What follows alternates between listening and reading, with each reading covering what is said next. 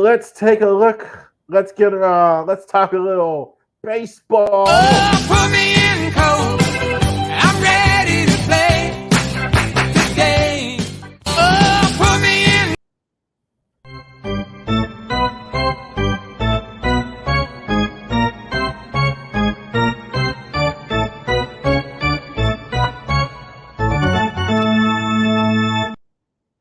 There you go.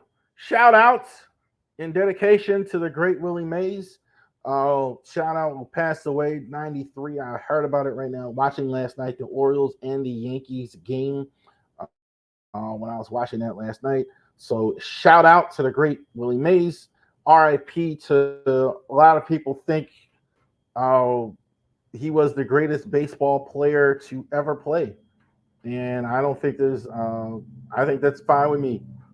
Definitely like that. Certainly as a guy, an African American at his age, very tough. You saw the video. I saw a video today of Willie Mays playing stickball in the street of Harlem with young people. Nothing wrong with that. Shout out to Willie Mays. Let's talk about the next generation of players in the Delmarva Shorebirds. So we have talked a lot about the baseball summer in our baseball summer series. We've talked about AAA. That's the next step. Players that need to be already ready to play in the majors. You got AA. You got guys. That's the test of really between the guys who are ready now to make the number step. Really very important for those prospects. Single A. Can you already maintain what you've been doing? And now low A here, regular A. Delmarva Shorebirds. Colin Woody is the manager. Not a great record, 21-39. This was as of Sunday. I think I'm maybe a little bit behind here. So I was putting this together. Chris Bitters, general manager, there for a couple of years there at Delmarva. Now, let's talk about some of the prospects that are there. A lot of talk about Braylon Traveler, 19 years old from the Dominican Republic. Very Dominican flavor on this Delmarva Shorebirds team. So you see a lot of these prospects now, and I keep talking about Michael Elias's international scouting program. You're seeing it here at Delmarva. How are these guys? This is now in the next phase of prospects. So now we're hearing prospects. We're not talking about prospects that are going to be ready for the Orioles in 2025, 2026, 2027, beyond. A lot of them now, you're seeing a lot of these names.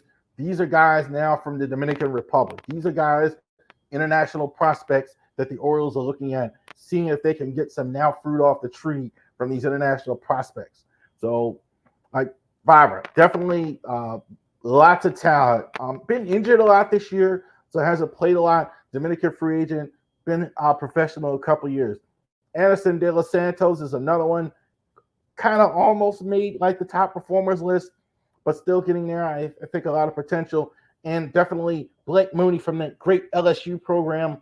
Blake Money, rather, from that great LSU program. Next week, we're going to talk about the College World Series. We have to do that as well. So, draft still kind of getting there as well. A little bit behind these guys as well, but names to keep an eye on here going forward. All right, so what's going on? So Aaron Estrada, not to be confused with Chips. I couldn't help myself, Estrada. 19 years old, five home runs, 25 RBIs, 272 stolen bases, 5'8". This guy, he's a small guy, legs player, tremendous speed.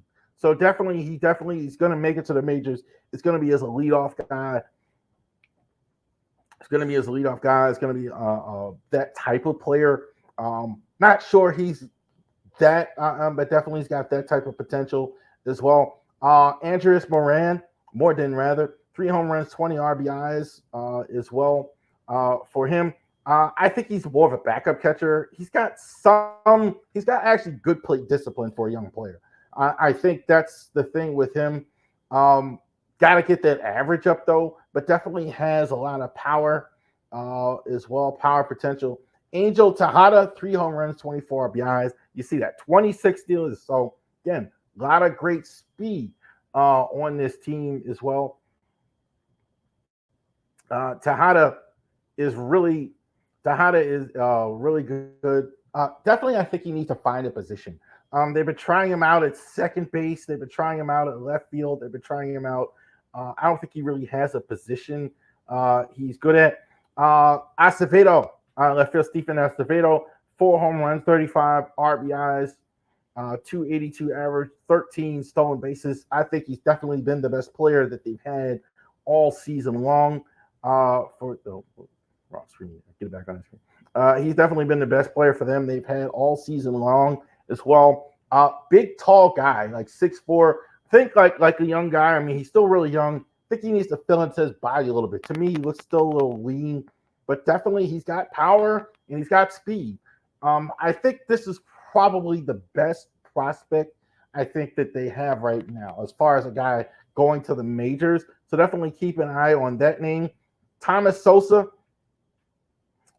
is out there in center field for them. He's been playing mostly in center field for them. He has good power. He's got a chance to be a solid outfielder in the majors. I think he's got some. I think he's more of a power hitter than the speed, even though he's got some skills. He's got to just bring his average up.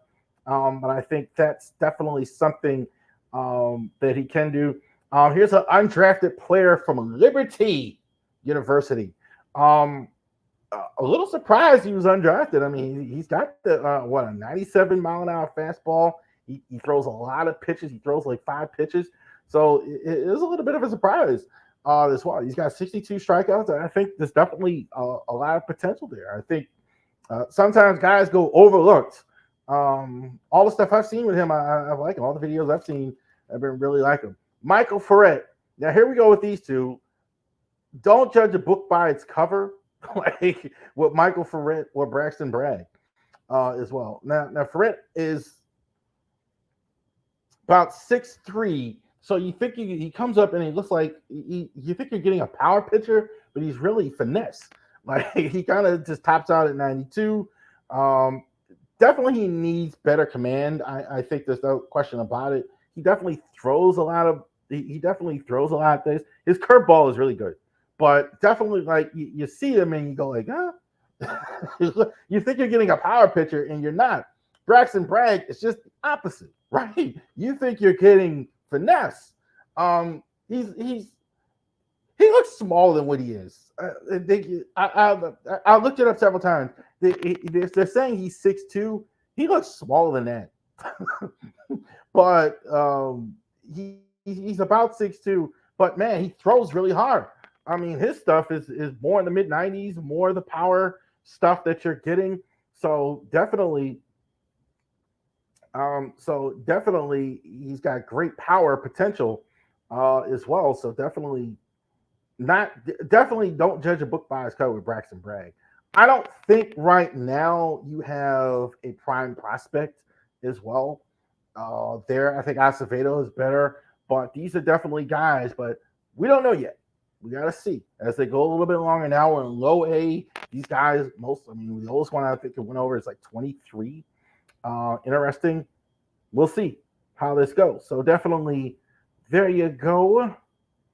The Delmarva Shorebirds baseball team. And we're going to continue our baseball summit this week. We've talked about the Orioles minor league teams. We're going to get back to that. We are going to talk about the Dominican Republic teams, but we're going to get into more MLB draft starting next week, We're going to talk about in a sense, a combine for the College World Series, the College World Series championship. We're going to talk about that as well. A lot of the stuff that's going on in the College World Series, part of our baseball summer, we're going to talk about that.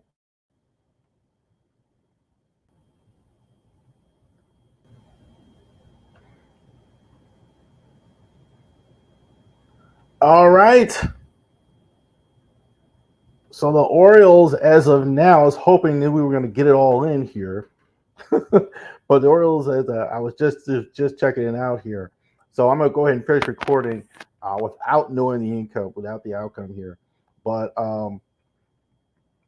we have not lost to to the Yankees. Kimbrel in the ninth there did give up the run where it was 5-5. So that's we're still waiting on that as well. We'll get back to the Yankees in a second. Winning 2 out of 3 against the Phillies over the weekend. I thought the Orioles. I thought that was fantastic. I thought they lined up their pitching rotation fantastically as well. They did have Bradish, Grayson, and Corbin Burns go. That was the best I've ever seen anybody. Well, pretty much the worst game Zach Wheels ever pitched. I ever saw. Orioles really got to him. Gave up 4 home runs. I don't think he's ever given up 4 home runs. So good job over the weekend. We'll get to the Yankees, of course. Playoff feel for sure. I would say that. Yankee fans, you guys get on my nerves.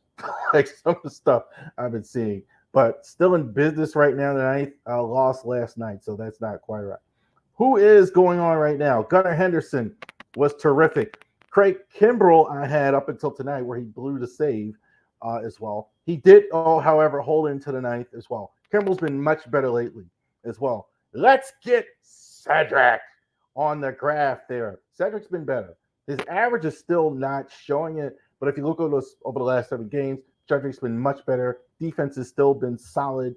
He's definitely making offensive contribution more in this one as well. Jorge Mateo's been a little cooler. Great defensive stuff we've seen from Cedric, from Mateo, but still offensively not quite what he's been.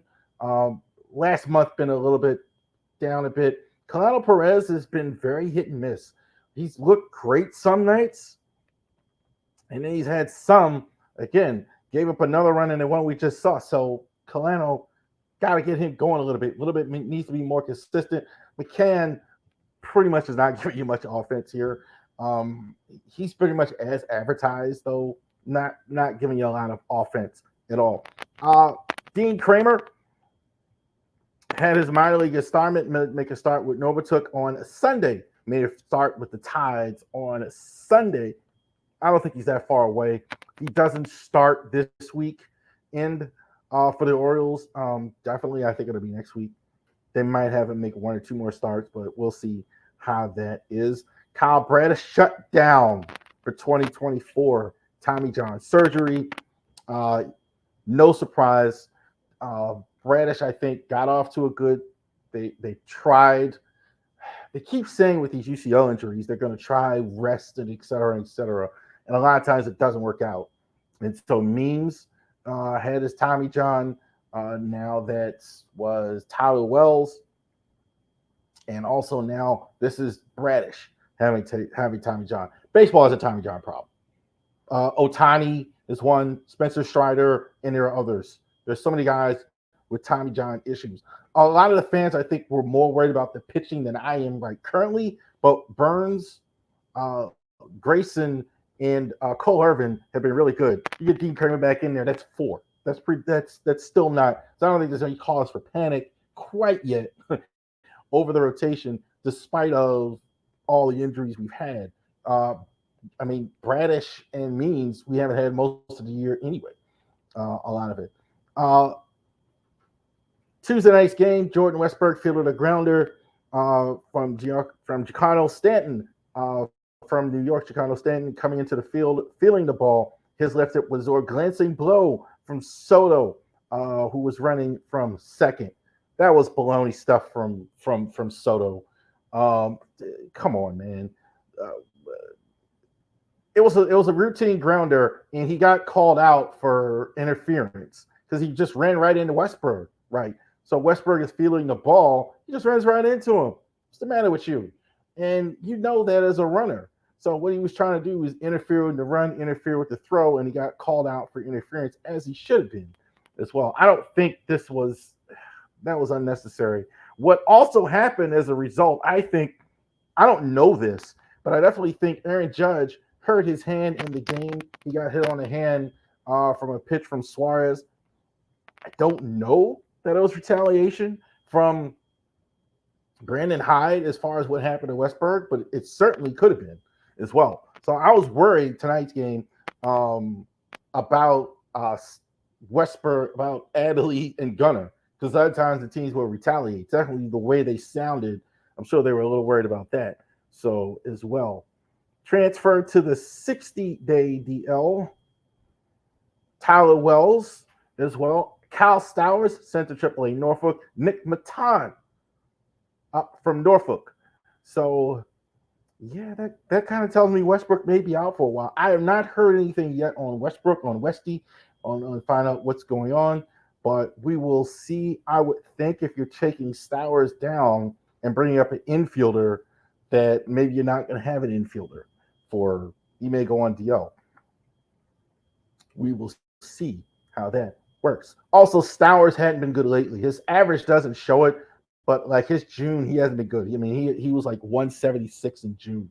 I think that's also another reason why the move was made. This week, Houston Astros are going. The Orioles are going to play the Houston Astros, and then the Cleveland Guardians. So two really good teams. I think the Astros record doesn't show it. I think they're kind of starting to turn things around. I think there's too much talent there for them to keep losing.